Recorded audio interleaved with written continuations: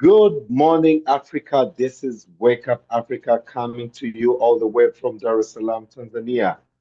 How are you? Habari ya asubuhi. All the languages I wish I could have in our own dialects in Africa. These are very beautiful languages that we have today.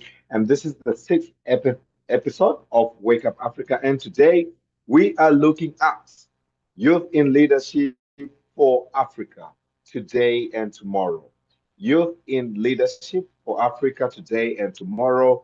This Saturday, the 8th of February 2025, we want to ponder on why why, and how we need to prepare the youth for different leadership roles in Africa for today and tomorrow. And why are we looking for today and tomorrow?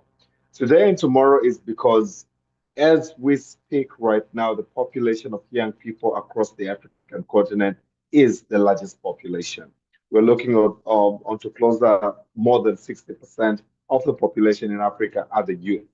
Now, if we do not have a great representation of the youth in different powers, one, two, if these youth are not well prepared to be on those positions, then, ladies and gentlemen, my dear viewers of Wake Up Africa this morning, we are definitely going to boo our continent. But for now, I would like to start by thanking Essa and Noreen for producing Wake Up Africa. This is the sixth episode, and we are going bigger and bolder. Later on this morning, we shall be joined by my brother uh, from Uongozi Institute. I'll speak a little bit about him shortly, who is coming to tell us what are some of the features, some of the traits, some of the characteristics that a youth should have or should possess in order to really be exemplary, in order to really be entrusted with leadership position so that they're able to lead us and move us from one point to the other. But I would also like to recognize once again and thank my dear colleagues from Kenya, Patricia, from Uganda, Alan Subi, from Rwanda, Remy, from Burundi, Elliot, from Nigeria, Mr. Talks, callers from South Africa, and all our contributors from all over Africa for joining Wake Up Africa. I would also like to really, in a very special way, thank you all for following Wake Up Africa. Share, let's spread the word, because this is how we are going to rewrite Africa's narrative. But for now, let's take a quick one, and we shall be back in a few to start thinking now onto the type of leaders that we want and what does it take to prepare them to get to where they are. Stay tuned. This is Wake Up Africa.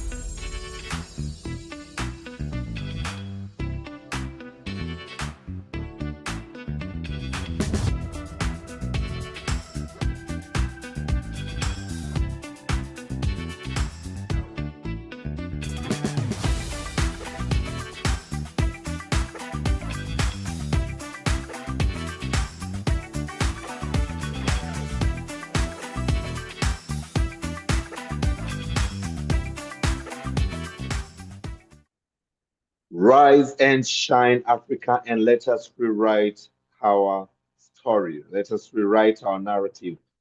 Why is it that when you think of coups, when you think of wars, when you think of anything bad leadership, bad management of a country, of a continent, then the first continent or the first country that comes into your mind should be Africa?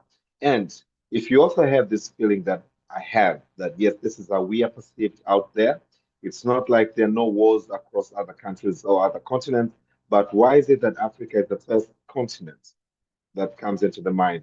Why African states are the first ones that come into mind Let us now look onto why and how and who a great leader should be. So, to start, I would like to borrow some insights from different contributors. Here is one. It says, a great leader typically embodies characteristics like strong communication skills. If you do not have communication skills as part of your journey for the year 2025 onwards, make sure you have it to improve your communication skills. So a great leader has to have very good or very strong communication skills. Integrity. Wow. Integrity. We are going to look onto these items individually. And when I have the CEO of Uongozi Institute from Dar es Salaam, Tanzania, coming to the show, he will also be probably responding to some of the questions I'm going to have when we say integrity, what it is that we mean. But integrity is what you do when nobody's watching. Integrity, what you do in your private spaces. Okay. Now, the inside of a person should equal to the outside of a person. Are you that kind of person? When we speak about a good leader must be visionary, must have a vision. Okay. Where do you want to take the country? Where do you want to take the continent? Visionary. A good leader has to have empathy. Empathy. You have to, we say, like the captains in the ships, like you go down with the ship. Empathy. You feel what your people are feeling, you feel what your people are encountering as well. A good leader has to be accountable, has to have accountability, taking responsibility, accountability. A leader has to have accountability, taking responsibilities. A good leader, my dear viewer of Wake Up Africa this morning, the sixth episode, we were looking on to nurturing, raising, and bringing leaders, has to be resilient. A good leader has to be resilient, has to stand traumas, has to really have very strong shock ups in order to really be able to lead the people, to lead the continent. Self awareness. Why is this critical? Why self awareness is critical? Self awareness is being aware, being cognizant of what is happening around you. Okay? What is happening around you? What is happening around the people that you're leading? What is happening around the societies, the country? But again, being cognizant of what is happening outside your country. Self awareness, you've got to understand yourself well so that you're able to lead your people well. You've got to be empathetic, understanding the people that you lead. A good leader has to have courage. Imagine, there's a quotation that I always like to refer to whereby, it says during war, there are two kind of people. There are those who look for the caves and hide, and those who take the sword and go and fight. A good leader, a great leader that Africa wants, a great leader that we want in Africa is the one that says, aha, here's my chance to take the sword and go face the enemy. A good leader, my dear viewer of Wake Up Africa this morning, other than courage, has to have the ability to inspire others. Ability to inspire others.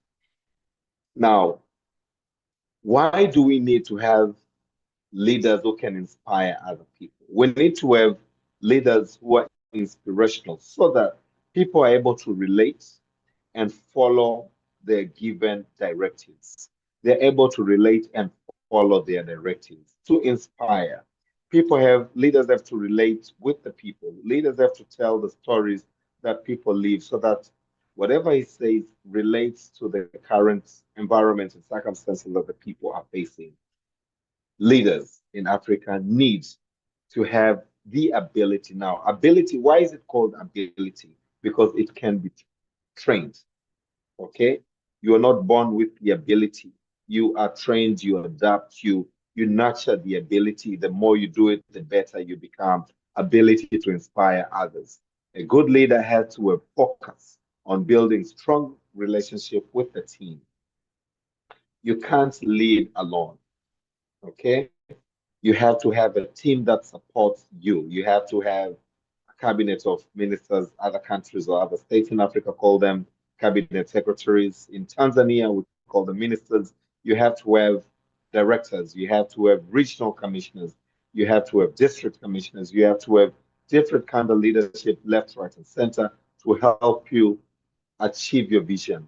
The more you're able to delegate, maybe this is another characteristic that a leader should have.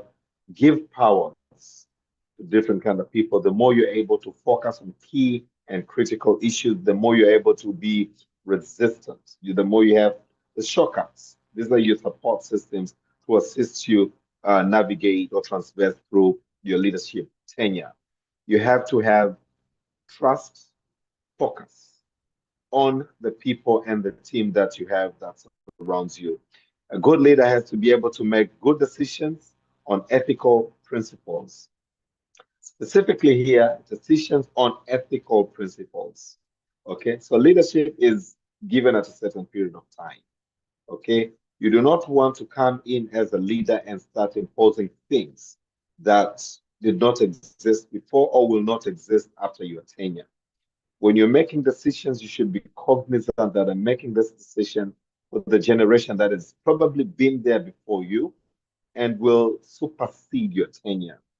Ethically, you have to be cognizant of what are the cultural norms in your given society. What are your societal norms? What are your, given circumstances in your political sphere at that particular time, so that you're making decisions based on a very informed background. A good leader has to be adaptive and be able to change with situations. Okay. The world is so dynamic and it's not static.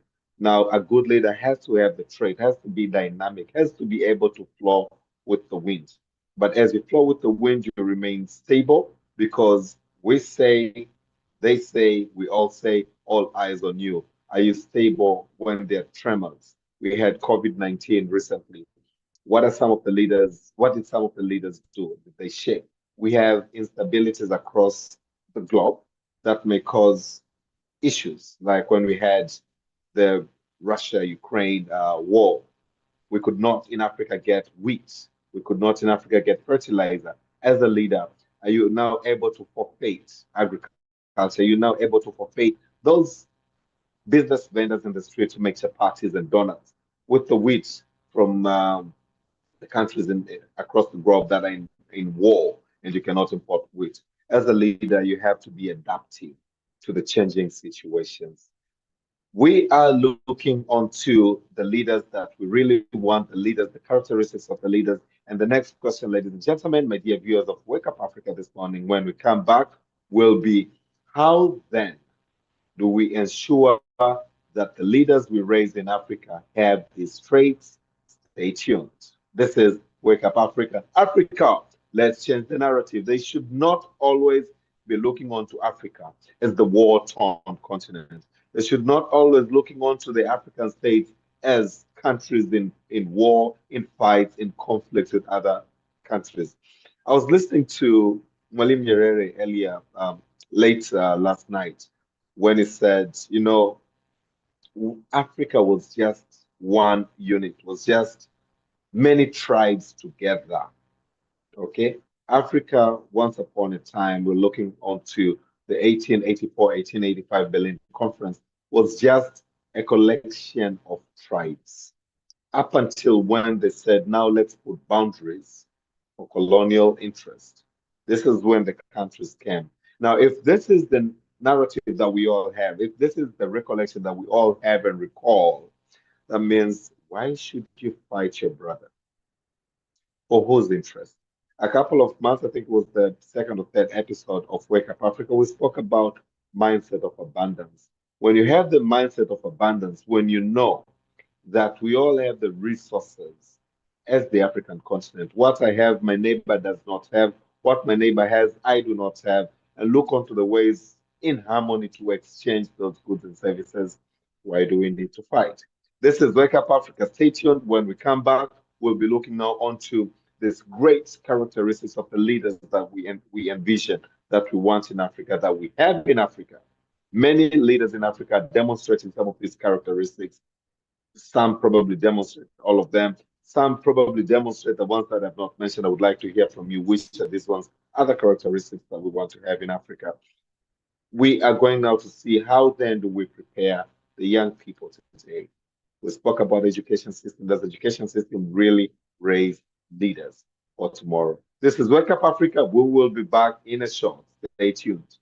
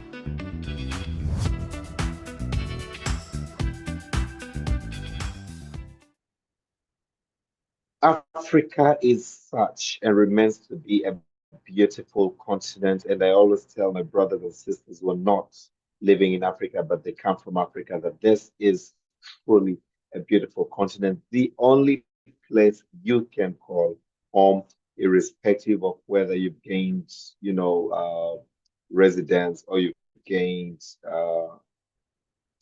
nationality, you call those stuff, green card, name it anywhere else.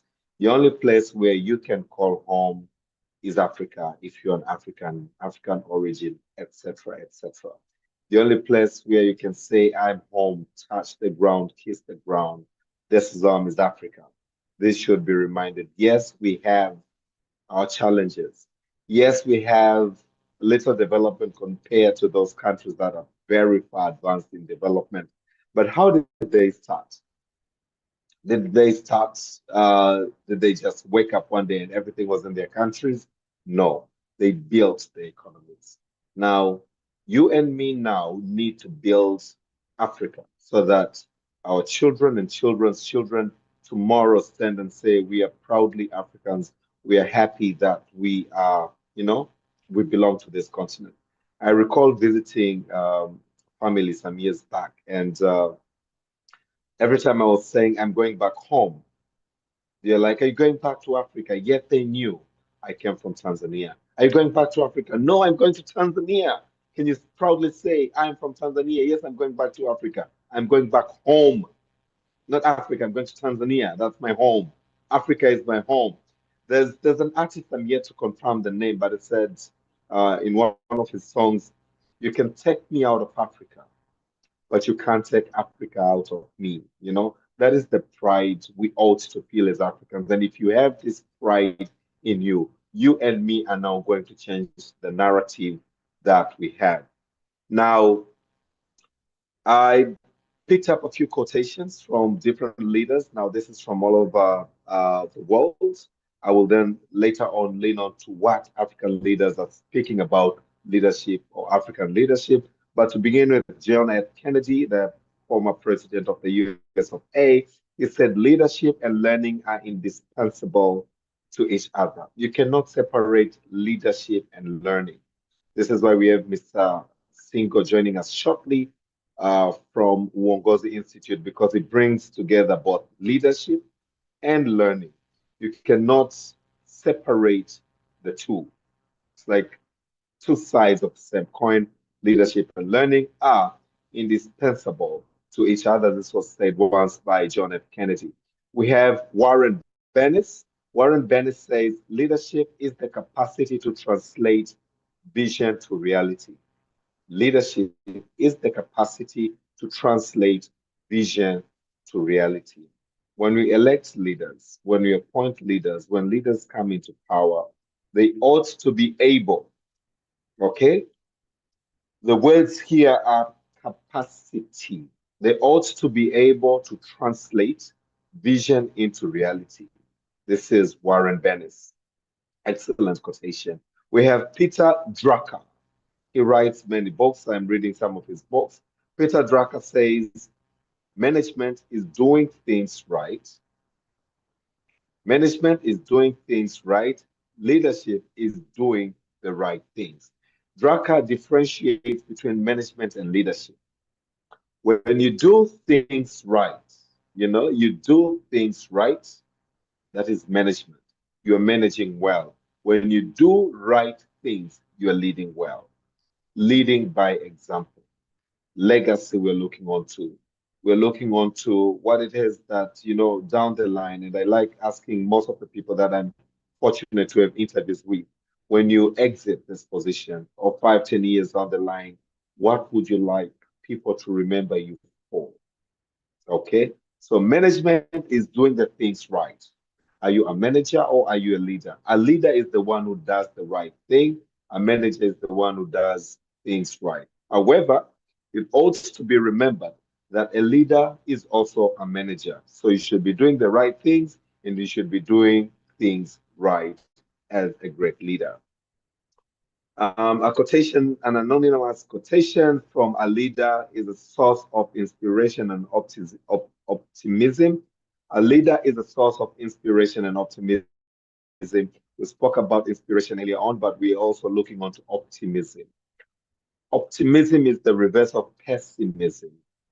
A leader is a source of inspiration and optimism, not pessimism. A leader should not be the person who says, I don't know what we're going to do. This is coming. I can't think straight on where, you know, if that is this is why you have a team. This is why you can convene your council and tell them, yo, COVID is here. What do we do? But again, as they discuss and share and give ideas, you then stand up with power and authority. My people out there doing the events hosting public speaking training at Army know when I speak of power and authority, know what it means. Now, a leader is a source of inspiration and optimism, not pessimism. Okay. I do not know what we're going to do. I can't think straight right now. What shall we do? Oh my God, the world is falling on us. Oh my God, my people are starving. Oh my God, this. Oh my God, that. We elected you as a leader because we believed in you, because you convinced us you could lead us. You could move us from one angle to the other. Now demonstrate that when you're given a position, any leadership role, that means you've been entrusted. People have seen you fit, people have seen you qualify, and this is why you were given that position. Now be that source of inspiration. We may not have the solution now, but certainly together we are coming stronger, knowing for a fact that we shall overcome this. Something like that. I can't remember which vice president that was when we had the 9/11 in the US of A, when he said, yes, we've been struck, but truly we are going to get up bigger and stronger after the Twin Towers were brought down in the US of A. He said, yes, this has happened, but from here we're going to come bigger and stronger. This is what we want to hear. You may not know how, but words like that will just, make your brain and those that you lead and the team that you have around you to really think through outside the box, if there's any box whatsoever, to say, okay, we are really inspired. We're really optimistic that this is going to be better when we come back on our feet. A leader is the one who knows the way, goes the way, shows the way. So you know the way, you go the way, and you show the way. Three things. This was said by John C. Maxwell, another great author. He says, a leader is the one who knows the way, walks or goes the way, and shows the way. So it's not enough to know the way, never enough to know the way. Okay, and here, by the way, it's not like, okay, go left, go right, that's street, that's road. No, you know the way. How do we come up with the solution? And as a leader, you are not expected to know it all. This is why we have teams. Okay, so you with your team discuss and you take the ownership. We spoke about the traits and we're going to discuss them shortly later on. You know the way, but you do not only end up there knowing the way, you go that way because you believe in it. It's the way that you're telling people this is the way. When you tell this is the way, and then you take a U-turn, you go onto the opposite side, you ain't a good leader. You tell your people, let's go to war, and you remain indoors, that is not a sign of a leadership. So you know the way. This is all it takes. You walk that way, you go that way, but again, you show that way. It has you. We spoke about visionary. A leader should be able to communicate to show this is the way and this is where we're going. I will finish with two, three more quotation from Bill Bradley. Leadership is unlocking people's potential to become better. As a leader, are you the one that would like to see your people grow, thrive? Or you're the one who says, let them remain ignorant, let them remain poor so that we can remain in power for a lifetime. A great leader is the one who unlocks people's potential to become better. If you're able to unlock, you're able to see people, you're able to see their potential, and you're able to unlock their potential so that they become better, my friend, you are the one that we want in this continent. To go, Tony Blair, the former Prime Minister of the United Kingdom, once said, the art of leadership is saying no, not yes. It is very easy to say yes. Very interesting. The art of leadership is saying no, not yes. What does this mean? Remaining firm. Okay. No is no. And when you say no, you mean no and not. No, that means yes. We really have a struggle here. We say no, that means yes. We say no to corruption, but you're the most corrupt person. I would not mention any names because back in our heads, we know those who are serving terms behind bars or have sentences, etc., etc., who are great leaders, but they are corrupt. They say no to corruption, but they've ended up either being put to jail or sentenced or served jail terms because of corruption. Now, as a leader, you really have to remain focused. You really have to demonstrate the no. That means no and not the no that says yes. Thank you, Tony Blair, for that contribution this morning on Wake Up Africa. When I come back, we have Singo, the CEO of Uongozi Institute, to also give us his insight onto the leaders and how do we raise the leaders so that our tomorrow, today and tomorrow is secured with great and capable leaders. The final one from Gannon. Donald McGannon says, leadership is action, not position. If you think you are becoming a leader because of that position, then you are wrong. Leadership is action and not position. Leadership is action and not position. Leadership is vision. Leadership is inspiration. Leadership is integrity. These are actions. We've got to see integrity in you. We've got to see you showing us the way, taking us through that way, going through the way, possessing the way, taking responsibility, taking accountability, etc., etc.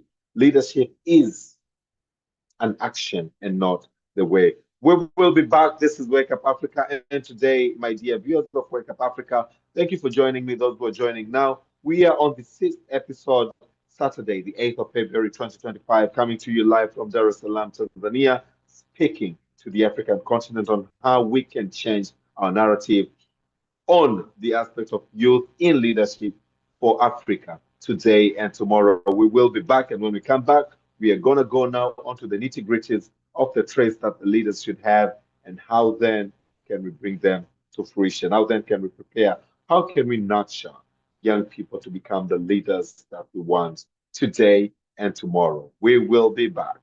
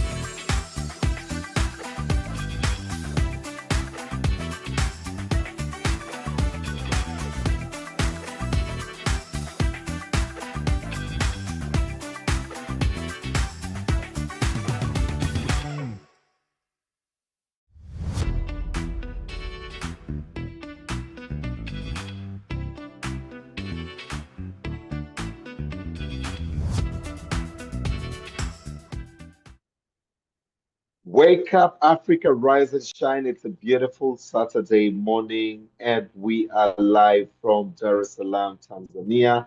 I have seen my dear friend at heart from Uganda joining us. When you're ready to join, please join so that we can take this discussion to another level as Africa is enjoying and embracing the beautiful sunshine this morning. It is 7:34 in Dar es Salaam, Tanzania. It is 6:34 in Rwanda and Burundi. And other parts of Africa, we are either 2 hours apart, 3 hours apart, but it's just a beautiful Saturday morning. Some parts of Africa is raining. Some part of Africa, it's as beautiful sunshine as it is. Tanzania, ESA, and my dear viewers today is hosting a SADC and EAC Head of State Summit to look onto again the conflict that I was talking about, that it should not be what we want the generation present and future to be recalling of Africa. Does it remain the only sole role of our leaders? No. You and me also have the role to play in ensuring that, we change that narrative. Now, we'll be looking onto some of the traits that I had mentioned earlier and how then we can all bring them to being. As we had some of the quotations here, leadership is action and not position. That means when you speak of visionary leaders, what it is that would mean. A leader who can clearly articulate a future goal and inspire others to work towards it. Now, there's some of us in school given different roles. There's some of us in our families, some of us in our offices, there's some of us in different surroundings, name a church, at mosque, but definitely you're not living as an island, you're not living in isolation. As long as it's two of you anywhere, and plus, even when it's one of you, remember, integrity is one of the great traits, and we're going to look at it now. But as long as, excuse me for that, as long as there's two of you, there's something that you have to demonstrate as a person. And when you're able to demonstrate that and you're able to follow that through, then you're great to go. Vision or visionary leader, the one who can clearly articulate a future goal and inspire others to work towards it. This is where we want to take our country to. And here, allow me to commend one of my very favorite African leader, Abiy, the Prime Minister of Ethiopia. Of course, My very own president as well. She's doing amazing things. She says, "This is where we're going, and that is where we're going. This is what we're going to do, and that's what we're going to do." But I would like to pick a particular example of Abiy from Ethiopia that had a vision of transforming the country. And if you visit Ethiopia now, happy to say I'll be there next week. I'm not sure where will I don't know where Wake Up Africa next week will be. Will probably be in Ethiopia. But he says this is how I'm going to transform this country. And exactly, if you go there, there's a place called New Ethiopia or New City that is just building. This is the vision that we want to see. You know, the president of Zimbabwe who said, we cannot depend on importing food anymore. Let's see what it takes, invest on what it takes, and prepare and grow food in our own country. These are some of the leaders with vision, and many other African leaders. I can spend the whole time of the Wake Up Africa speaking about the leaders. You know, Museveni, Ruto, Mama Samia, Dr. Samia Suluhu Hassan, President Kagame, all African, I really am very proud of the African presidents, Harvard here. All African presidents are visionary, okay? And these are the traits that we, as the future leaders, today and tomorrow, the upcoming leaders, ought to really learn from them, adopt them, and take it forward. And the second one is integrity. I did mention integrity earlier on. And what do we mean when we speak of integrity? I did say earlier that with integrity is when nobody is watching, we are doing the right things at the right time, at the right place with the right people. That is integrity. But here it's acting with honesty and moral principles in decision making. As a leader, you're given that power to make decisions. Okay. Now, integrity calls you to act with honesty and moral principles. Moral principle, what is generally accepted in your community, and and guide us in that decision-making process with honesty and bearing in mind of cognizant of moral principles. Alan Sobi from Uganda has joined us. Good morning, Alan Sobi. Are you already with us and ready to share your insights on how and why we ought to raise great African leaders in Africa? Good morning, Austin. How are you this fine Saturday morning, Alan? I'm doing great, and it's good to hear from you. Excellent. We missed you last week, but we are happy to have you. We had fantastic discussion last week. We are looking, I Alan, missed to it. be, as you're aware, that we're looking onto youth in leadership for Africa today and tomorrow. I Mm, did shortly speak about how great the current leadership that we have is in giving us that vision and actually pursuing that vision. What is your take? What give me a couple of thoughts and ideas of what do you think a good leader, a great leader in Africa should have, and how then can we nurture those traits into the future, the youth today for Africa, for leadership position in Africa tomorrow? mm. Yeah, Austin, this is a great topic because when you're to look at our population in Africa today, 60% of it is under 25. So there is no running away from the fact that the future is in the hands of the youth, of the young. So much as leadership structures today remain dominated by the older generations, and we have, I think we have some of the oldest presidents. And even if we don't just look at presidents, even the corporate world, the leadership positions are dominated by older people. And yet we have to find a way to prepare the next generation of leaders because indeed Africa belongs to them. What are qualities of good leaders, and what qualities should the older leaders instill in the young ones? Like you've said, the older generation of leaders has done a good job in asserting asserting power in casting the vision, and we do appreciate that. So they need to bring the younger generation on board with that vision. Some of the visions are actually very good. We see where they want to take the continent, but are the youth, the leaders of tomorrow, on board with the vision? We've, in previous conversations, appreciated the fact that things are changing. Things are changing. And when it comes to leadership, the vision that has been cast by the older generation may not be what the youth want it to be. First of all, we've seen State House having the youngest press secretary, and Austin, you've heard her speak, right? Mm-hmm. You can Yes. tell that she's been groomed by she's been groomed by this regime. She's been following the Trump administration for some time. So Mm-hmm. when she speaks, she has bought into President Trump's vision and she is defending it to the core. So leaders in Africa today are challenged to bring more young people, more young voices on board, and to have them buy into the vision so that in the event they have to hand over power, they are handing over power to people that already believe in the vision and have been oriented into it. You understand?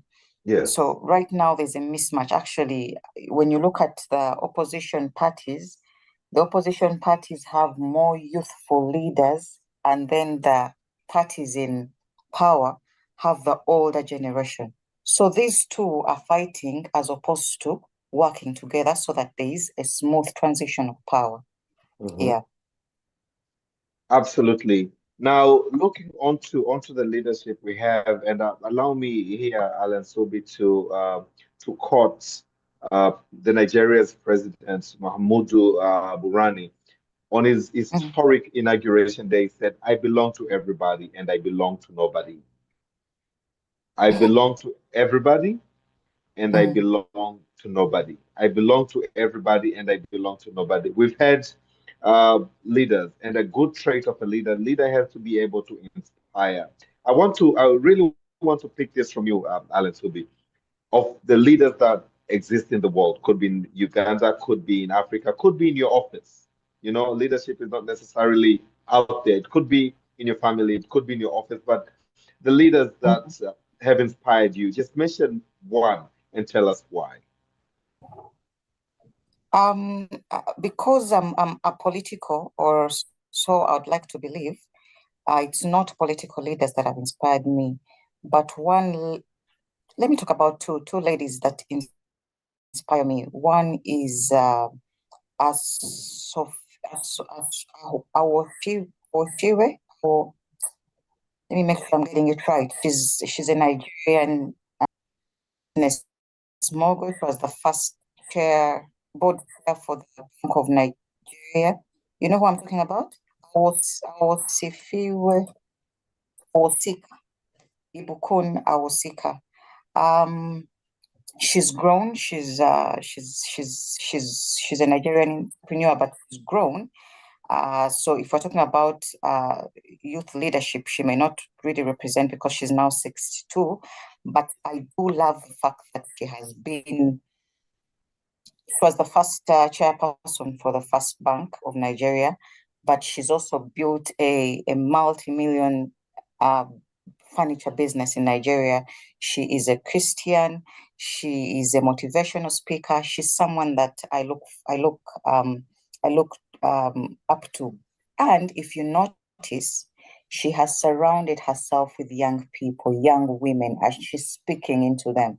Every time I'm watching her on YouTube, she's speaking at a conference for young women. She's speaking in schools, single sex schools. She's talking to young girls.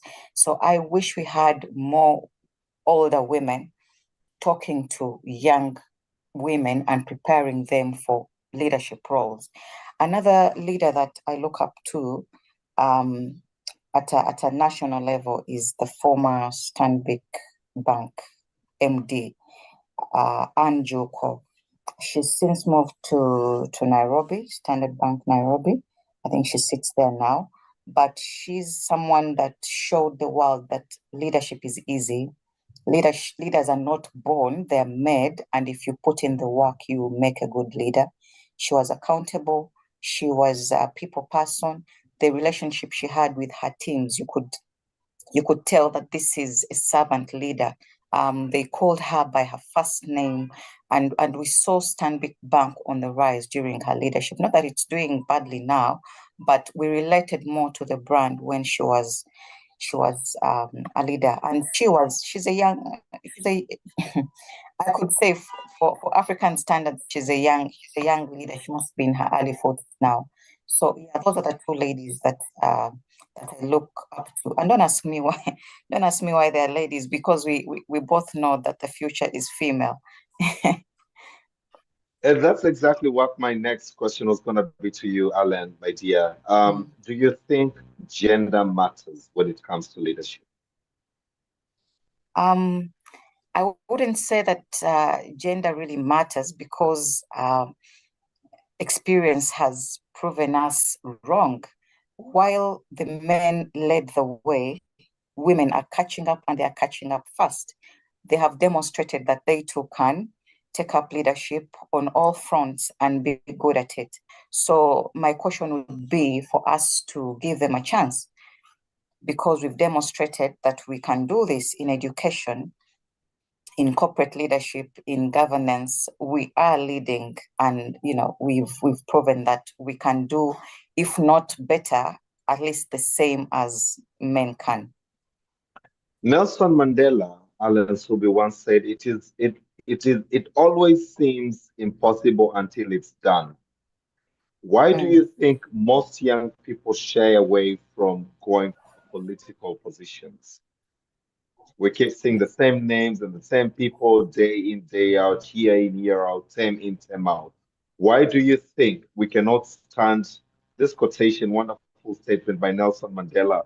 It always seems impossible until it is done. Why is it that young people, very visionary, very able, shy away from going for political positions? Austin, this is easy. It's because we've sold the narrative that politics is a dirty game. We have seen how the young people risk it all by mere participating in politics. Nelson Mandela himself spent 27 years of his youthful life in jail. I don't want to risk it. I don't want to I don't want to compromise my family by being away, my future, my life by participating in something so dirty. So would rather stay away, would rather be keyboard warriors. You've heard of that term. When we see some social injustices, would rather take to Twitter and Facebook and comment and express our views, but then hide behind our computers. We don't want to be on TV saying anything. We don't want to risk it. So really, that's why we are seeing many young people capable of good leadership stay behind and maybe pursue other things as opposed to politics. So, and I don't blame them. I've really learned not to blame them. I applaud those that are willing to risk it and get out there. But I really have to think twice before I blame anyone for not taking it up. Well, it is coming to you. You know, you cannot, a leader is like a candle, Alex will be. It's like a candle. You can't have it lit and then hidden. It will certainly give out that Mm, light. You know, when mm. we first met back 2, 3 years ago, I saw something in you and I've seen you in action, and you can't tell me you would hide under the rug. No, that is not you. Allow me now to once again pick it up from you, Alan. Um, it's Wake Up Africa wants to change the narrative that Mm, Africa has across the world, and part of the narrative that we really want to change, and the focus for this program today is when you think of war, when you think of conflict, the first continent that comes into your mind is Africa. Yeah. for many other people. It is not like there are no wars in other parts of the world serious than any conflicts that are going on in Africa. And for me, what I would call in Africa are conflicts and not wars as compared to what we see in other places, sophisticated weaponry, etc., etc. Now, as you and me are up this morning to rewrite Africa's narratives, what should we do? What should we do? Often we need to be to have open dialogue. We need to be open to diplomacy. We need to be open to having conversation as opposed to picking up arms. Um, this week I saw a sad clip going around on social media about one of our leaders who was having a TV interview, and they boldly said they didn't know about what the host was asking. They were not aware. You know, this is a a perfect testimony of a closed door. You're not having access. I'm not discussing this. I have chosen to do this, and I'm not going to pull back. So, in saying I don't know, that's what it communicated, that I am not taking any advice. I am not willing to talk about it. The dialogue ends right here. Yeah. So I wish that more African leaders were open to discussing issues. They were open to picking up calls, to picking up phones and calling their colleagues in other countries and solve these issues amicably without putting the lives of millions of Africans at risk. Mhm. Yeah. There's a lot of people right now that have left their homes, they have children, they are expecting mothers, displaced totally because of conflict that could have otherwise ended with dialogue. Yeah. So I believe that we can resolve wars or even avoid them by simply talking, putting our egos to sleep and talking in the interest of our people. Because you see, whenever Absolutely. war happens, the last people that are affected are the leaders. It's the common Mhm. man, it's me and you who is affected, whose life is affected, our children, our families. Yeah. So I really do believe that we can talk through issues. Absolutely. You're absolutely right, Alan Subi from Uganda. And I always say, I always say and pray that, we resolve the issues within the continent so that we stand as one. I did say earlier on, last night I was watching a clip by the late Mwalimu Nyerere of Tanzania that said, Africa was once upon a time a collection of tribes up Mm, until 1884, 1885 at the Berlin Conference, where they decided now, okay, let's demarcate these tribes, and countries came up and colonialism. And we still are having boundaries in our heads. Wake yeah, Up Africa is an example that, we should be borderless. We should be talking our issues. We should have dialogue, as you rightly said. And I remember reading one or following one quotation that said, 99% of the wars in the world could have been avoided had there been a dialogue. yeah, true. So I totally want to agree with you. We ought to have dialogue. We should remember where we come from, and dissolve the conflicts before they even emanate. The moment you see smoke, put it off before it turns out to be a huge fire. Let me know what's happening in Uganda, Alan Sudi. Um, Africa uh, is Africa is listening to you. What's up? What's happening? Austin, before I fill you in on what's happening in Uganda, there's some topics that we've discussed on this platform that have made me appreciate it even the most. I want to take this opportunity to thank you for this platform, because this is one of those that brings Africans together, and uh, regardless of our boundaries and other differences, we are one as Africans. And I thank you for bringing, people from the different parts of Africa together to discuss issues that are important to us, really. So I'd like to thank you for that. Uganda this week, Mhm. I told you that we lost a member of parliament a few weeks back. So Kawempe North, we are having by-elections coming up, so they are preparing for those.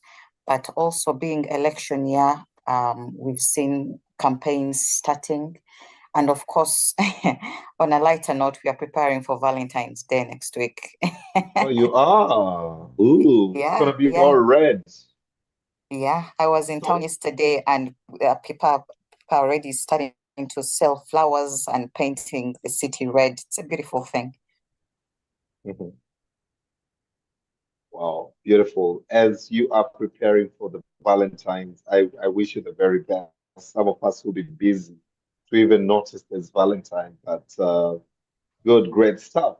Tell us. So as you probably are aware, probably in connection to what you just said earlier, that the heads of states from SADC and East Africa are convened here in Dar es Salaam, Tanzania. I can, from where I am, it's actually not even a kilometer away to basically discuss and resolve issues. So we wish them very well. That is what is happening in Tanzania, and Mm, I really look forward to really leaders getting it in them that yes, we need to put our people to the forefront and not our personal interest. And what would then mm. your parting remark be in relation to how then and why and how can we now prepare the youth to become the leaders of tomorrow? Austin, my final thought would be that this transition of leadership from the older generation to the young generation should not be by accident. It should not be forced. It should not come by wars and coup d'etats. It should be intentional. Our leaders should be opening doors to the younger generation to come in and learn so that when that time comes, it's a matter of handing over the baton to the next leader as opposed to still with open dialogue or transparent elections so that there's no conflict, but rather a peaceful transition. And I hope that these are conversations that they're having right now in Dar es Salaam. I really hope so. So we shouldn't wait till tomorrow when it's too late, but we should start today. We should start now in inviting them and giving testing them on leadership, giving them some responsibilities and rewarding them for good work done and promoting them, so I think that should be intentional and it should happen right now and as opposed to tomorrow. Absolutely. Thank you so much, Alan Supi. Your contributions are a must, I must say, and thank you for the compliments earlier on. And remember, Alan Supi, this would have not been possible if you are not here. Imagine I would have been here talking Dar es Salaam, Tanzania, Dar es Salaam, Tanzania, and we do Yeah, not hear from Uganda, we do not hear from Rwanda, Burundi, and all these other fantastic people who make their yeah. time to really write Africa's narrative. So kindly accept my gratitude and big thank you. And I will certainly be seeing you soon, very soon. Soon. I hope so too. Yeah. Pass my regards to everyone I love. Pass my regards to Uganda. Pass my regards to Africa. And let's connect next week. Stay tuned, or I will communicate with you next week on what we shall be looking and discussing. Okay. Thank you so much, Austin, for having me. Enjoy your weekend. I will, and you too, and happy Valentine's in advance. Thank you. This is Wake Up Africa. We just had a fantastic contribution from Alan Subi joining us all the way from Uganda, Kampala, Uganda, with invaluable contribution to the leadership, the challenges, and the key word that I've picked from fantastic word that she spoke earlier on is dialogue. A good leader is the one that fosters dialogue. And I also would like to quote here Nelson Mandela before we go on a quick break, who once said, if you want to make peace with your enemy, if you want to make peace with your enemy, you have to work with your enemy, then he becomes your partner. If you want to make peace with your enemy, you have to work with your enemy, and then it becomes your partner. dialogue, the power of conversation, the power of dialogue.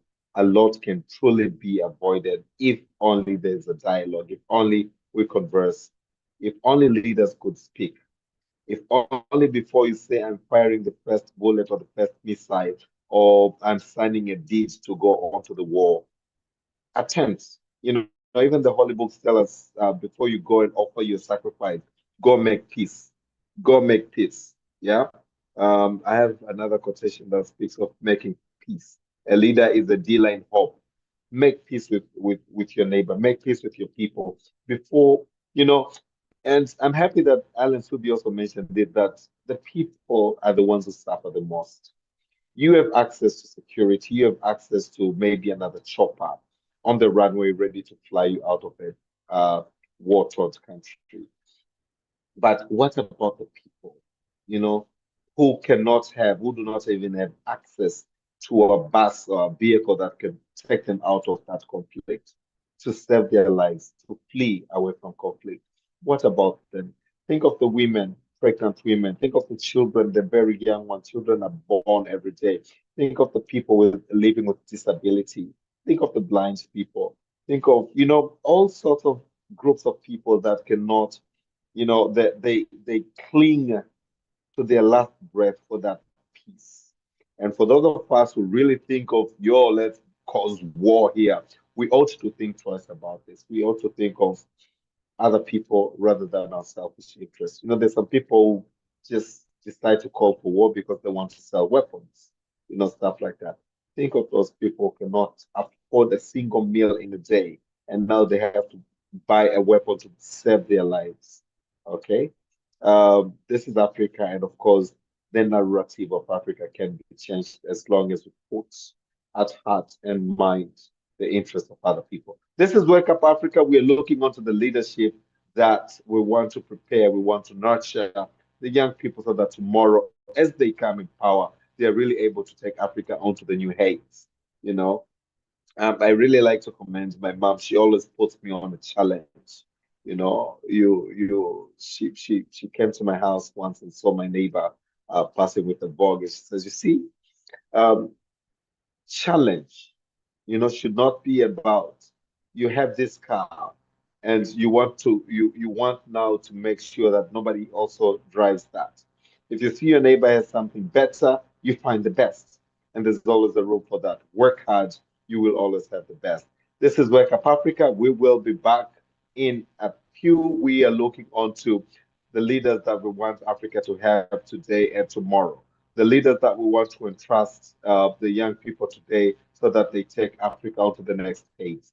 What traits should they have?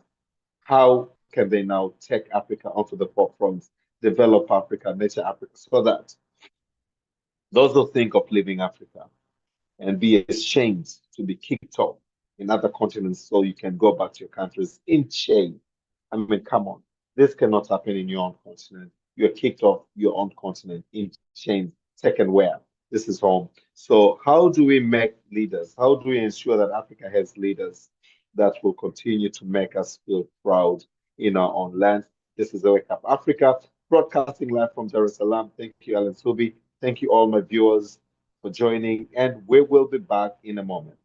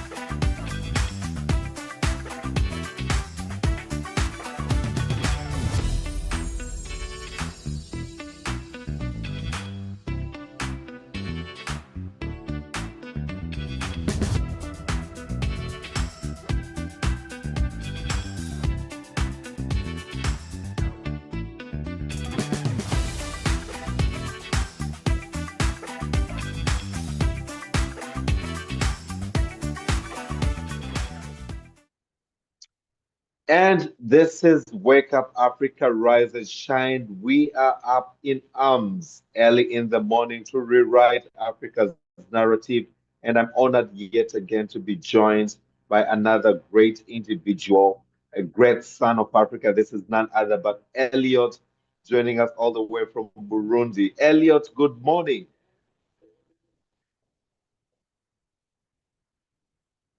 Oh, unfortunately, he had to go up. I believe it's technological, but well, this is fantastic. My dear viewer of Wake Up Africa, I'm happy now to continue to bring down, we saw early on vision, we saw integrity, and now we are looking on to, we spoke about a leader who has great communication skills.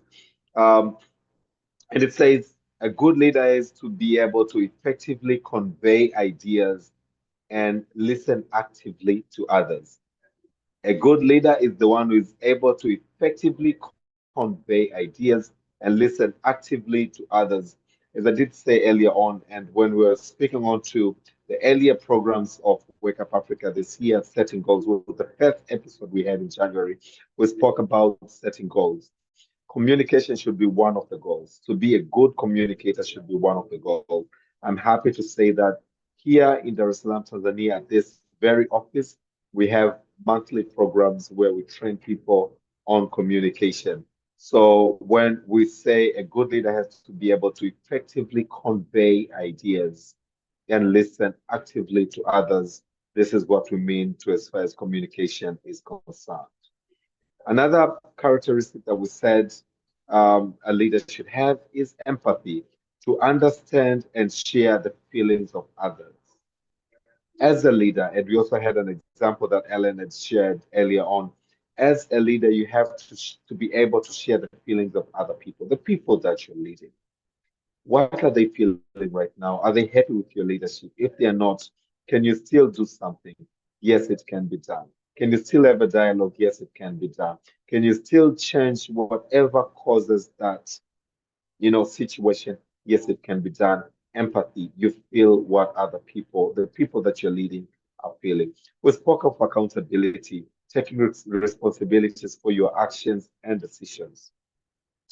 I saw a video, a very interesting video yesterday, where people were up in arms against some of the, moves that, the recent leader in one of the big countries came up with, change this, change that. Then he said, we have one person who comes to us and dictate terms is not even been vetted, and dictate terms, all of a sudden you have everyone walk home because one person I said people should walk home. Accountability, taking responsibility for the actions and decisions. African leaders should be accountable. When we say we want to do this for our people, is it something that really comes from your heart? Are you cognizant of what is happening around the society and around the people that you're leading? Accountability, taking responsibilities for actions and decisions. We also spoke about resilience. I like this one. Resilience, bouncing back from setbacks and adapting to challenges. Bouncing back from setbacks and adapting to challenges. A good leader has to be resilient. A good leader has to be able to bounce back. You're going to face you're going to really receive lots and lots and lots of blows, but again, a good leader is the one that is now able to take them blows, bounce back, and adapt to the challenges. Okay? Not embrace the challenges, face them head on and bring solutions so that as those people are looking up to you, you know, those people are looking up to you are then able to say, yes, this leader has been able to move us through this difficult time we face. Could be economic crunch, could be pandemics like COVID-19, etc. A leader with vision, a leader with resilience is the one that is able to take us onto the next phase. We're looking onto self-awareness, looking onto recognizing one's strengths and weaknesses and their impact on others. What are your strengths as a leader?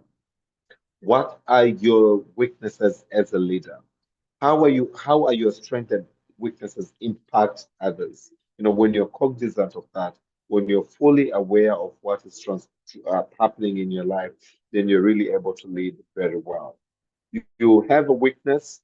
I remember I learned this from one of my sisters. Kudos, Mahiga, wherever you are, I wish you very well. You taught me one word that says, staff your weakness.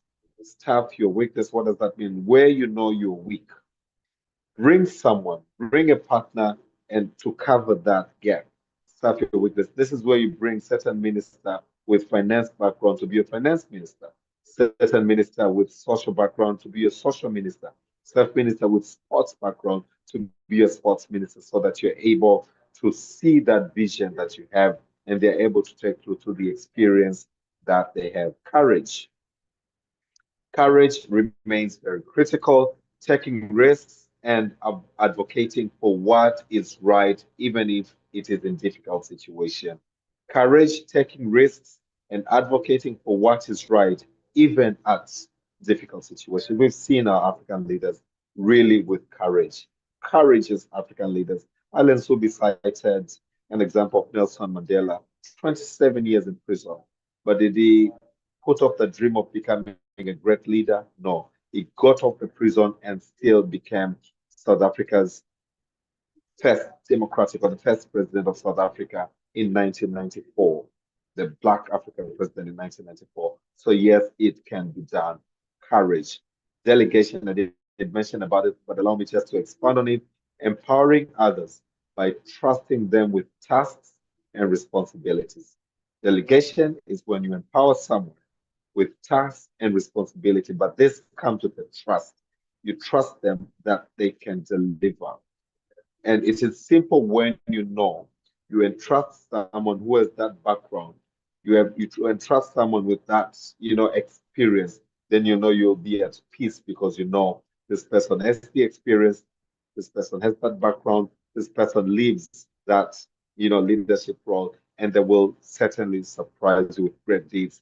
This is Wake Up Africa, ladies and gentlemen. The final trait is the leader who can motivate, inspiring, and encouraging others to reach their full potential. Encouraging and inspiring others to reach to their full potential. When I also recall reading this, a leader is the one who leaves other leaders behind, so that when you leave, the gap is not felt so much. Because why you nurtured, because why you raise other leaders behind.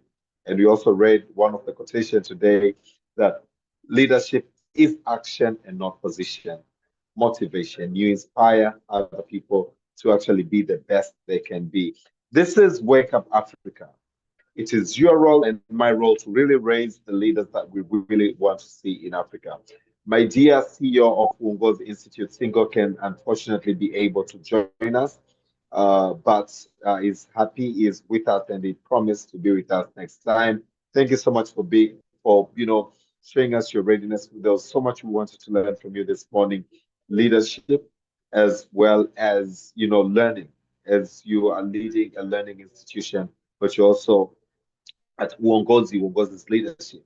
We really wanted to pick your brains, but I'm sure some of these thoughts and contribution that you've shared, I will be able to pass to Africa so that we're really able to prepare the young people for tomorrow. This is Wake Up Africa. We will be back in a short. And when we come back, we will now look onto these traits that we have of leaders. How can they now be imparted, can be nurtured to young people so they become the best of the best? We will be back.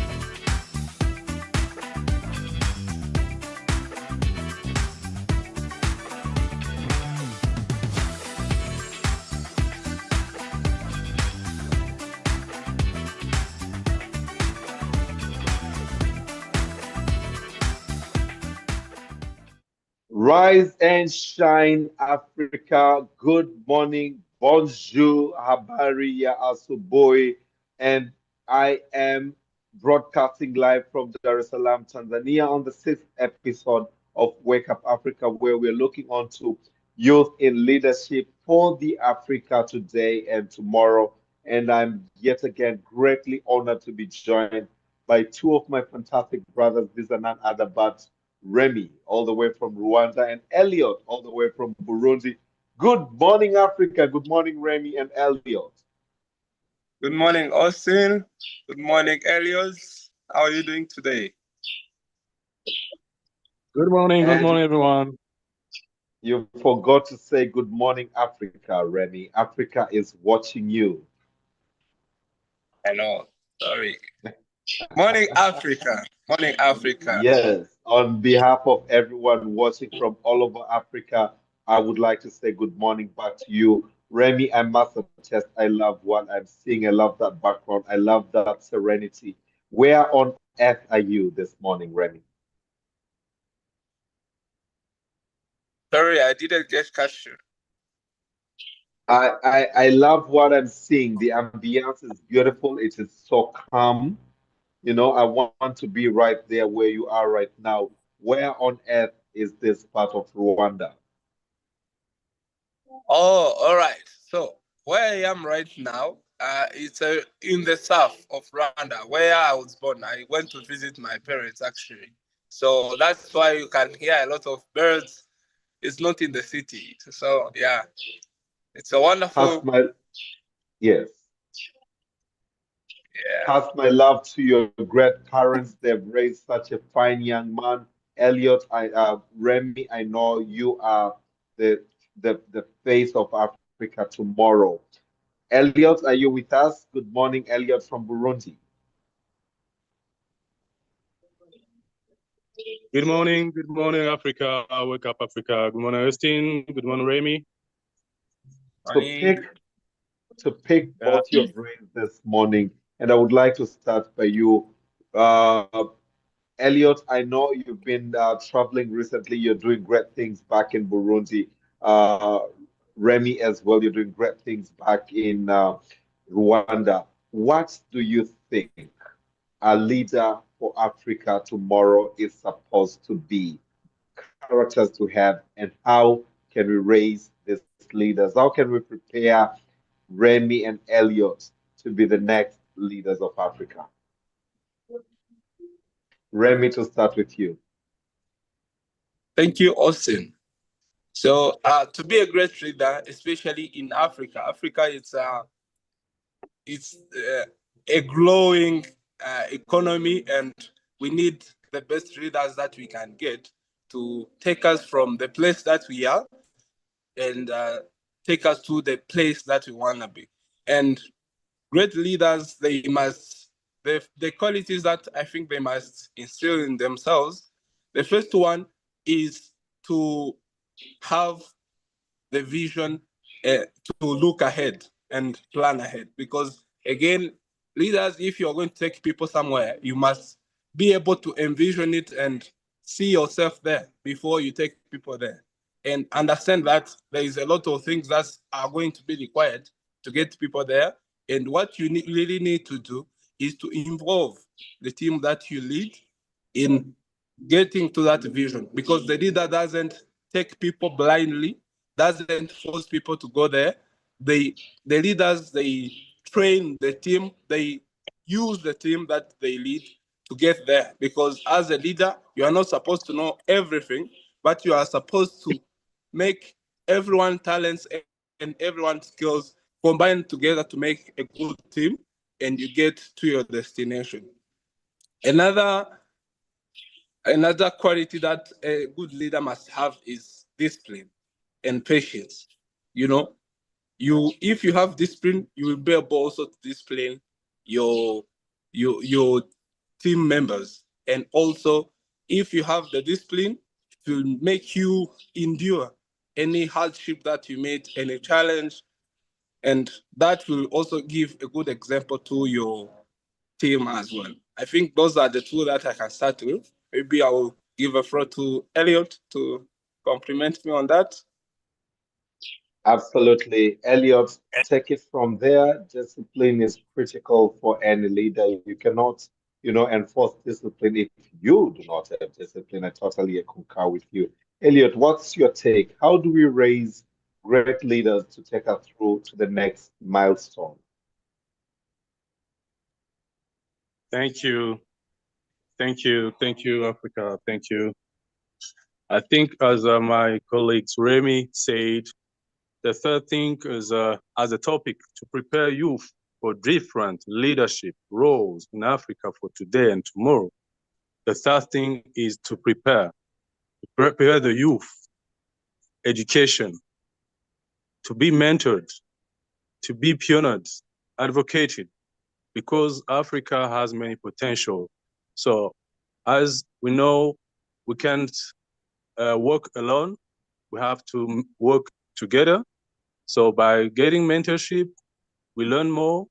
By getting experience for our elder leaders is very important. And I think one of the qualities they need is the relationship building, agility, and adaptability.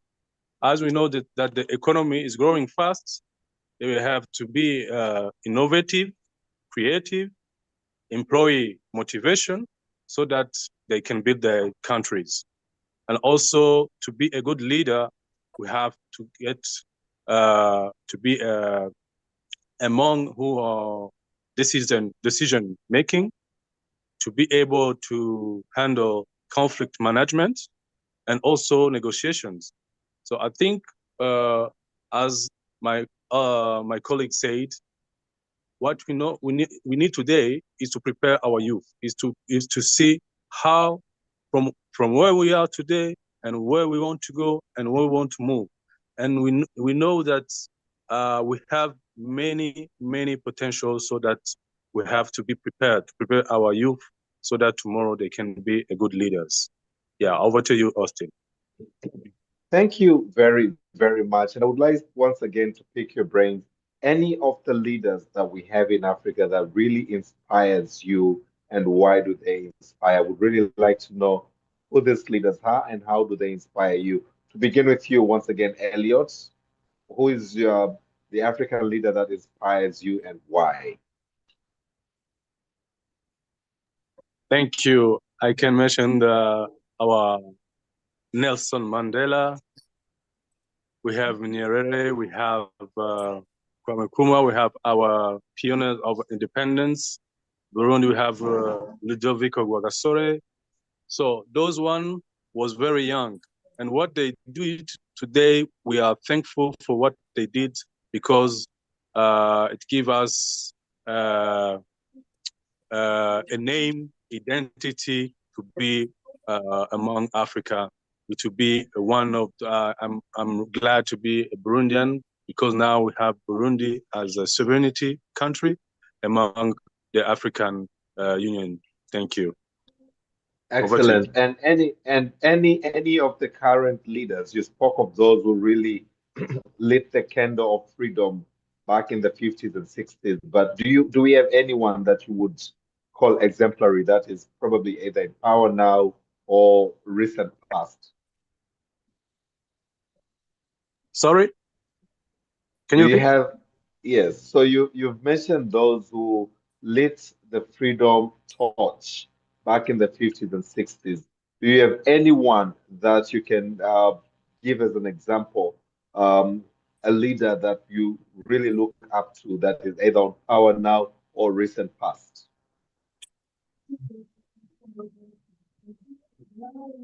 Yes, there are so many. There are so many. I can mention our first president, Black President Obama. I can mention many leaders who we have even here in our East Africa. And also, why not what you are doing now? This is a good example for. I have to start for you, Austin. When you say I want to start with a podcast to change the narrative of Africa, it was a good idea. And that's why today we are at 6th episode. And I have to say thank you for your good start. Totally humbled and appreciated. But yet again, Elliot, this would have not been possible if you were not part of Wake Up Africa, because I would just keep speaking Dar es Salaam and Tanzania. But you see, we now have inputs from Burundi. Back to you, Remy. Who is this leader that you look up to and why? I'll just give two examples. The first one is Fred Swanika, the founder of African Leadership University. So this guy, I think he's among the best leaders that we have in Africa. And I think he's the best Pan-Africanist as well, because when he founded African Leadership University, he was just thinking about Africa, Africans in leadership positions and what he should do to improve the leadership skills and also the number of leaders that we have in Africa. Sorry, and what he did, he has been training and nurturing leaders all across Africa from every place, all corners in Africa, and giving them the best education, not not like the cheap education, but the Ivy League one. So I think he has been doing great, and he has also funded businesses that also support the African narrative, also envision the future that we want it in the future. And I think he is the best. And the second one will be our president, Kagame. And why also I like him is because he is the champion for youth, because he not only give chance to the old people in the government, but he has been eagerly promoting young leaders. You know, if he finds someone with potential, it doesn't really matter how young you are, because now we have set ministers who are 25, 27. We have had ministers who are 29, 30, who are very young, both men and women.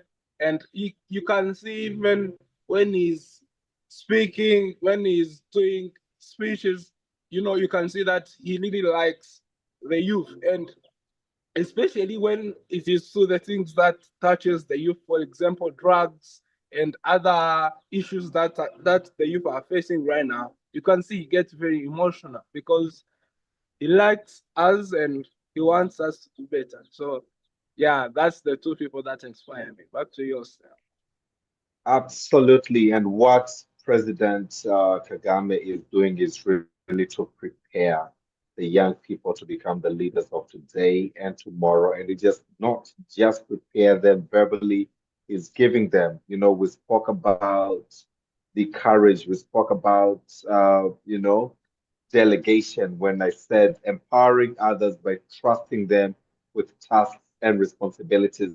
And when you trust a young person, you give them tasks and responsibilities, that means you're really are elevating them to become the leaders of today and tomorrow, especially for the young people. This is fantastic. You may be aware, Elliot and Remy, that the leaders of East Africa and SADC are convening in Tanzania. What is happening in your respective countries? Remy, to begin with you, what is happening in Rwanda at the moment, coming days? Can you repeat the question? So in Dar es Salaam, Tanzania, we are convening, we are hosting today leaders from East Africa Community and SADC regional bloc. What is happening in Rwanda in the next couple of days, or what has been happening in the past week? All right. Thank you, Austin. There is not really much to mention in this week, but all has been revolving around the conflict in Eastern DRC, and everyone is looking forward to this summit that is happening to combine leaders from SADC and East African community, and there is a lot that we are waiting to come out from the summit, and hopefully it will table down this conflict and get it behind us, because the conflict doesn't bring anything other than deaths and destruction. And if we want to build a wonderful Africa, peaceful Africa, we have to get the conflict aside. So that's what I can mention, really. Absolutely. And one of my favorite quotes today is by Malim Nyerere, and I just came across it yesterday, that says, Africa was once a collection of tribes, up until 1884, 85, when the colonial masters met and sat in Berlin to now draw the borders. So we really ought to see and drive Africa as one continent. And this is what Wake Up Africa is doing. Elliot, back in Burundi. What is happening in Burundi? Thank you, Austin. In a couple of days, there are no special events, which is on the map. But as now we know that we're all interested in the conflict which is in this Great Lakes, but our leaders are try to solve just that issue, and we hope that they will solve it in order to move forward for our development, our growing economy in our region. This is our wish, and as a younger, that's my wish, my first wish. Thank you. Absolutely. Thank you very much. And before Elliot, you disconnect, give us your takeaway remark for today. How and why should we prepare leaders for Africa today and tomorrow? What is your parting remark?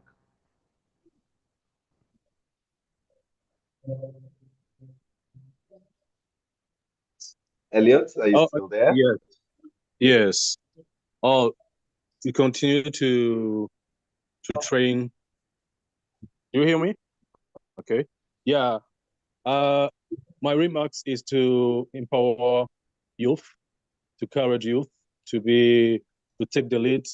I know what is needed is to start, but when you start, you have to move forward. So skill building, capacity for making decision and solving problems, opportunity to deepen understanding of shared experience, and participate in community is one of the key to know how to be part, to contribute for your country in order to develop, in order to be part of one of the leaders in your country or in our region.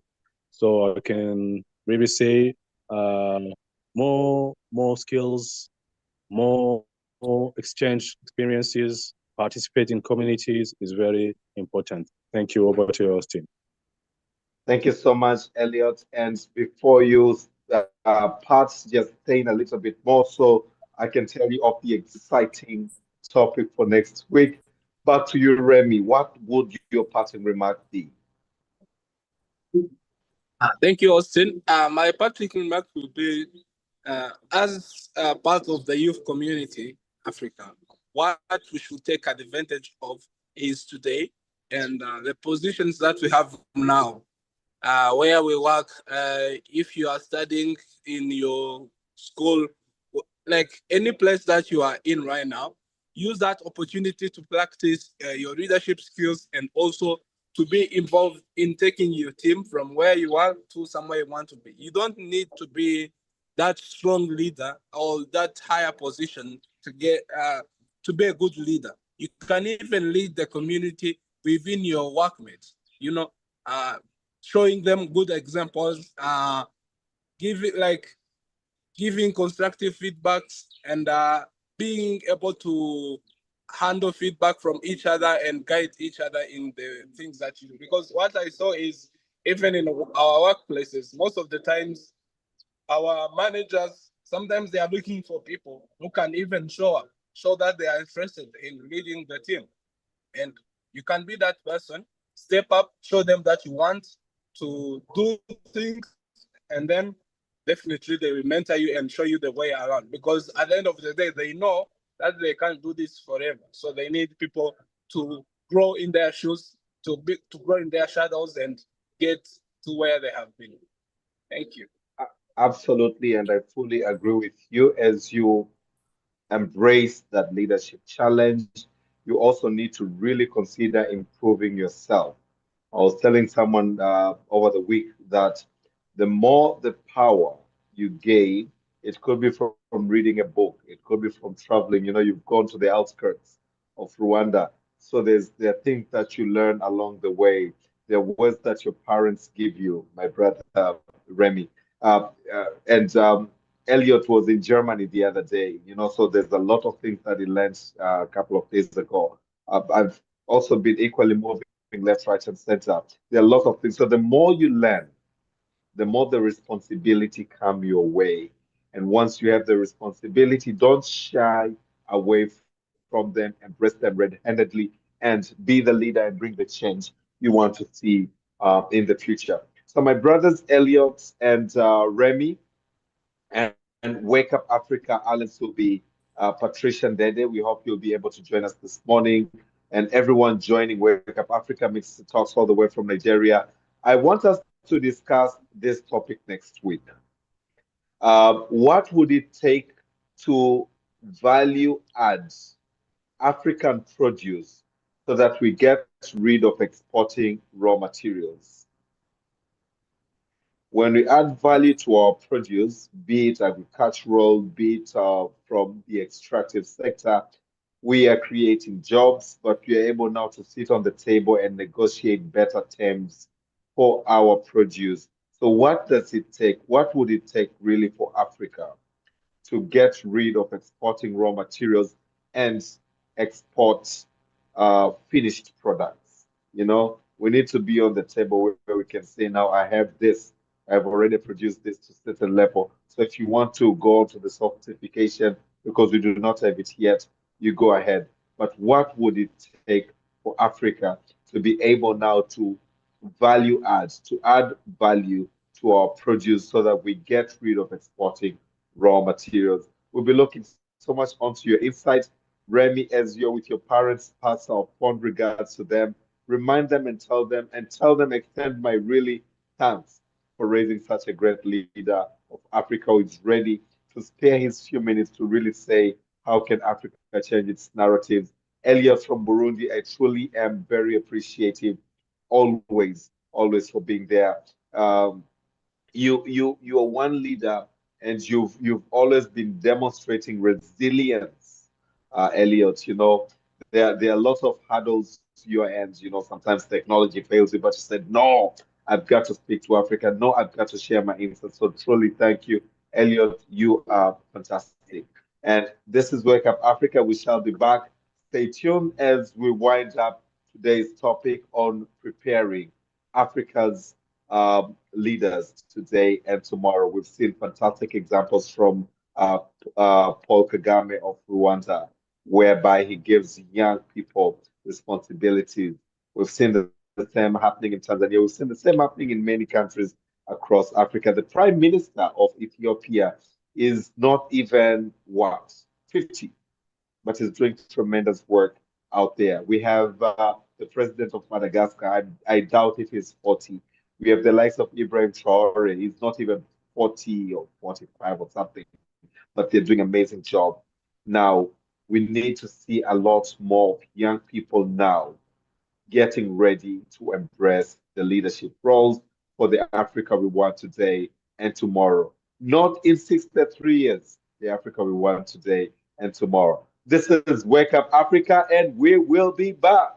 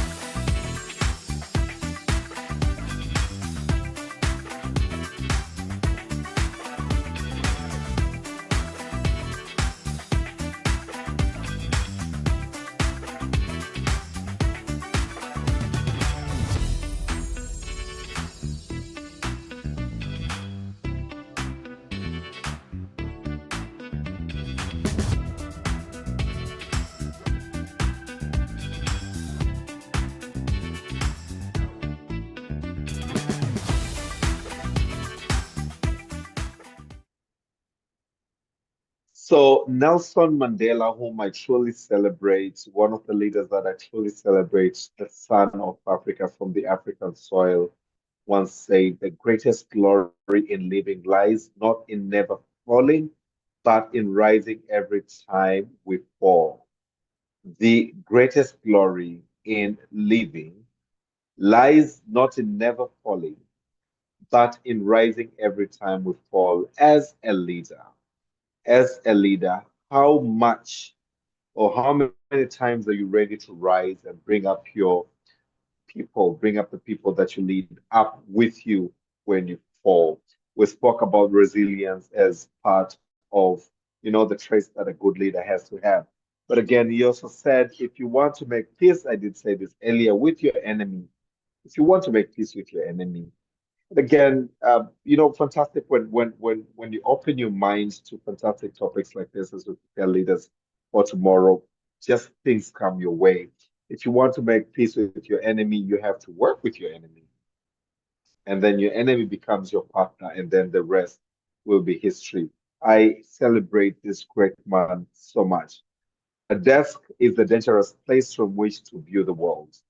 A desk is a dangerous place from which to view the world. This quote encourages leaders to actively engage with realities on the ground rather than just relying on information that is brought to them on their desk.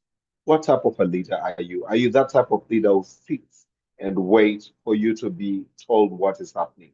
Are you that type of a leader who waits for newspapers to read what is going on?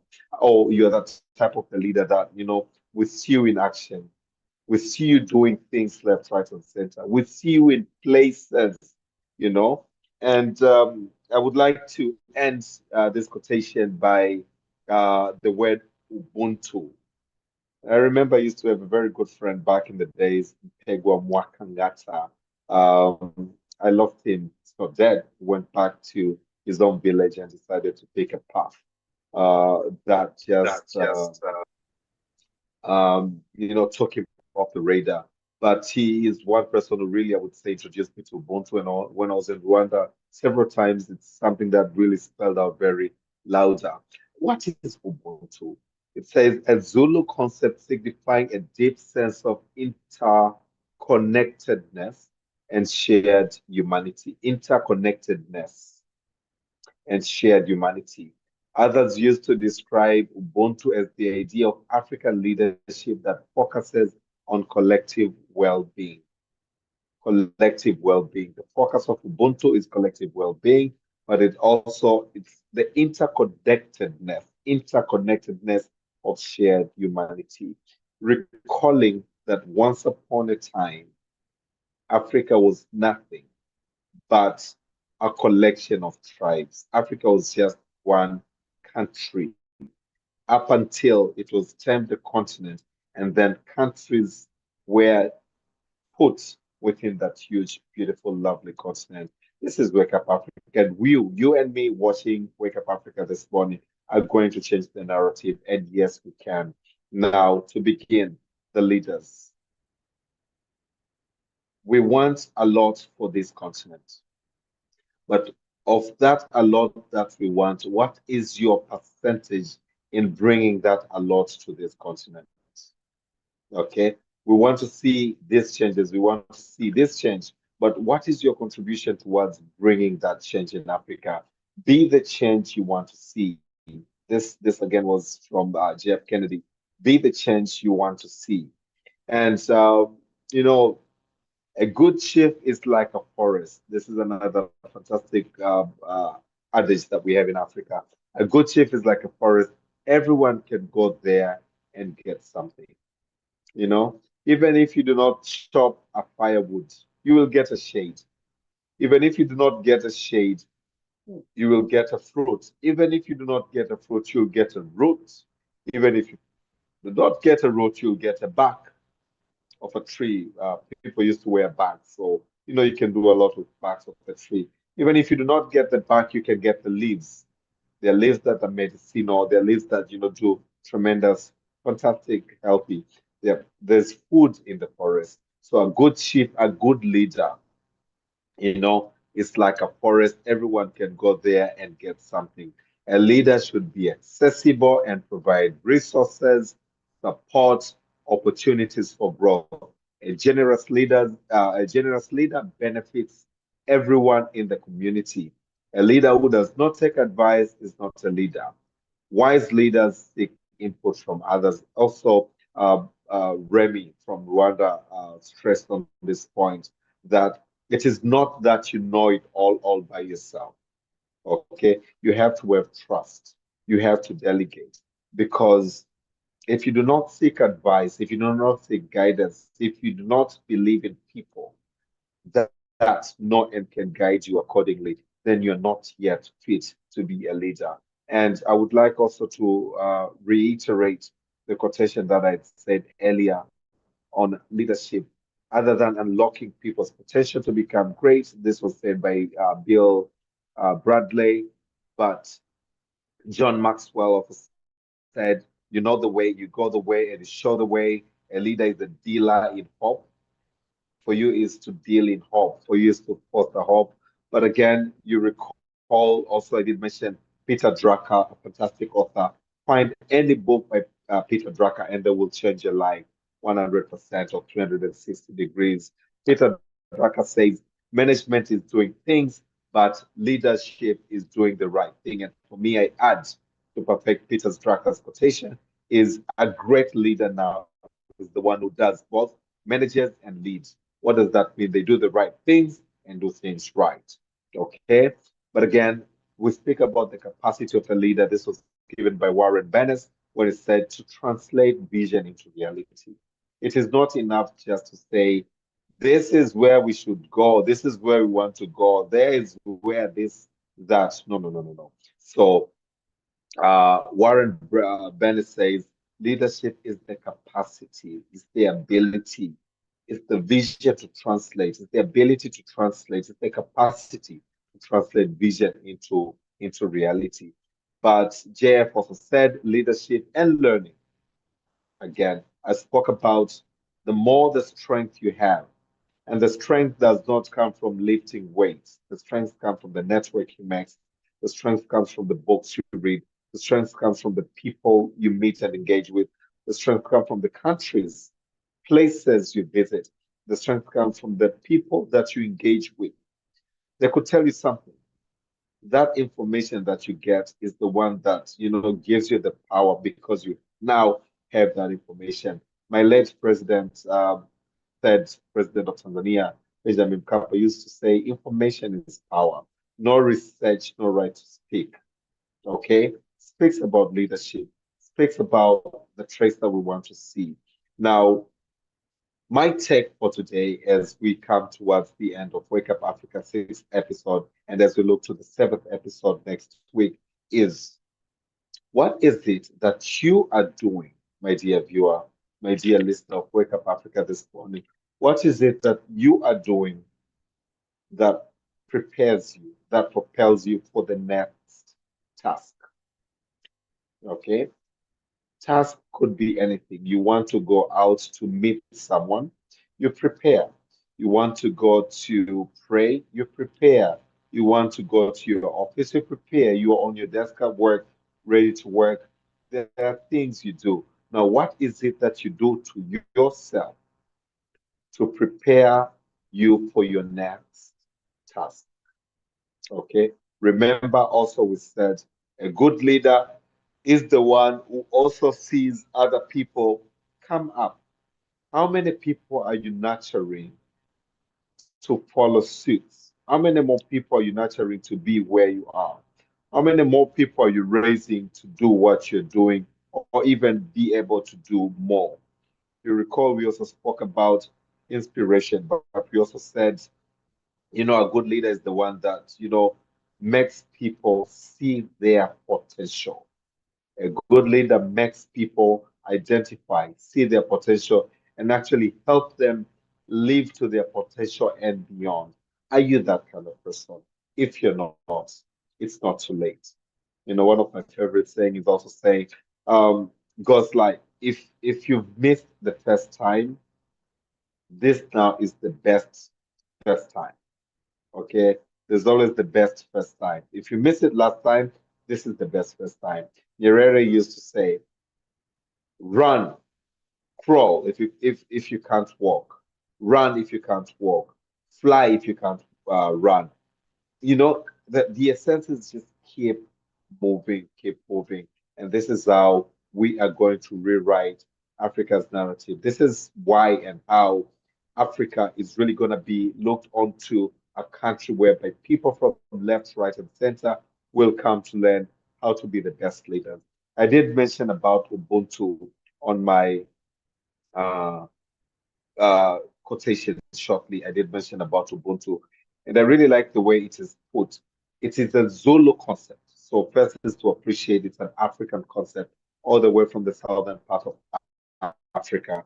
It's a Zulu concept that signifies a sense, deep sense, deep, not just a sense, not just, a mere, a mug. No, no, no. A deep sense. When you breathe in, you hold your breath and you breathe out, that deep sense, that deep feeling that you have of interconnectedness. When I see you as me and when you see me as you, when I do not draw a line between you and me, when I do not see you as Martin Luther says, the dream when he delivered I Have a Dream speech. You do not judge people by the color of their skin, but by the content of their character. Ubuntu, the deep sense of interconnectedness and shared humanity, interconnectedness and shared humanity. What is shared humanity? How do you look at your brother? Do you look at your brother as this thing or as an animal, or do you look at your brother as a fellow human being? Life is that beautiful. Imagine, I was put onto an imagination once that, every human being is one flower. If you had a garden that only had one flower, if the world only had one flower, we wouldn't be appreciating the flowers. But the mere fact that the different flowers, different smells, those with thorns, but yet beautiful like roses, those without, but they also are flowers, the pollen that comes off it, the honey that emanates out of it. When all this comes out, it makes the world a very interesting place to be. This is our time. So Ubuntu is that final call, final reminder that says the deep sense of interconnectedness and shared humanity. Shared humanity. Look at me as someone who can add value into your life. Okay. I look at you as someone who can add value into your life. And then when we bring both values up, this is now sense of interconnectedness and shared humanity. It is often used to describe the ideal of African leadership that focuses on collected well-being. Collected. It's not about me, it's not about them. It is a collective well-being. This is Ubuntu. Ubuntu is yet again a concept that we all in Africa have to embrace, have to grow with it, have to really, take it to different levels. And this would really, really, really be my parting remark. For me, is to really thank Essa and Marine, my producers of Wake Up Africa. You guys are doing amazing things. And yes, we are going to rewrite Africa's narrative. I would really like to thank Alan Sobi from Uganda. Uh, Remy from Rwanda, Elliot from Kenya, Talks from Nigeria, Patricia Dede from Kenya, Collins from South Africa, and many more contributors of Wake Up Africa. Those who are watching, I would like to really thank and appreciate you making time to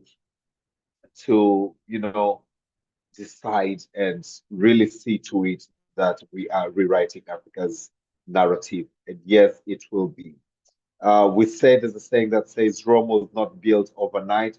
And by this little actions that we do, this little engagement that we do every Saturday morning will definitely rewrite Africa's narrative.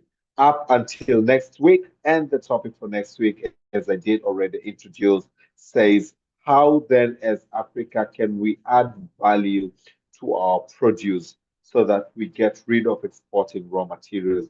When you export raw materials, you cannot even negotiate for the price. How? Question is, how can we add value? How can we add value?